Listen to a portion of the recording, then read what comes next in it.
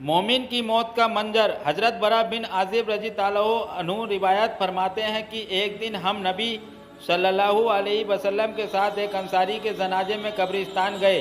जब कब्र तक पहुँचे तो देखा कि अभी लहद नहीं बनाई गई। इसकी वजह से नबी सल्लल्लाहु अलैहि वसल्लम बैठ गए और हम भी आपके पास बाअदब बैठ गए कि जैसे हमारे सरों पर परिंदे बैठे हैं। रसूल अल्लाह सल्लल्लाहु अलैहि वसल्लम के हाथ में एक लकड़ी थी जिससे ज़मीन कुरेद रहे थे। आपने सर मुबारक उठाकर फरमाया, कब्र के आज़ाब से पनाह मांगो। 2 या 3 मरतबा नहीं यही फरमाया। फिर फरमाया कि बला सबा जब मोमिन बंदा दुनिया से जाने और आखिरत का रुख करने होता है तो उसको तरफ आसमान से फरिश्ते उतरते हैं जिनके सफ़ेद चेहरे सूरज की तरह रोशन होते हैं। उनके साथ जन्नती कफन होता है और जन्नत की खुशबू होती है।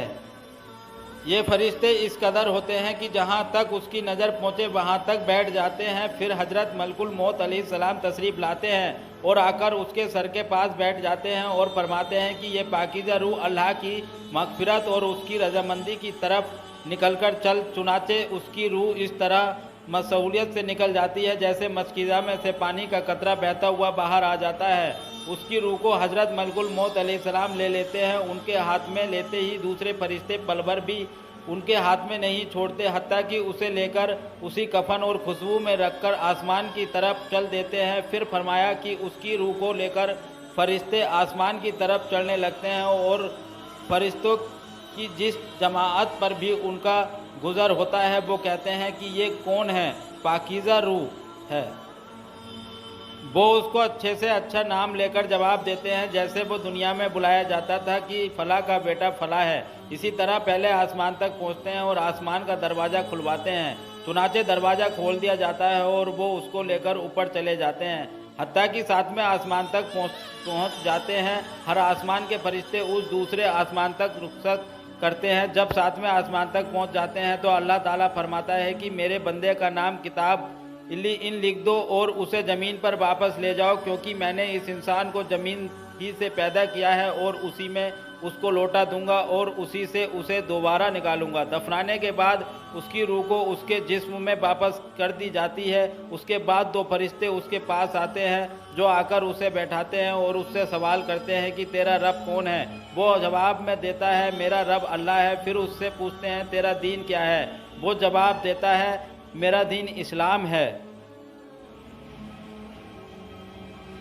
फिर उससे पूछते हैं कि ये कौन साहब हैं जो तुम्हारे अंदर भेज दिए गए हैं। कहता है ये अल्लाह के रसूल सल्लल्लाहु अलैहि वसल्लम हैं।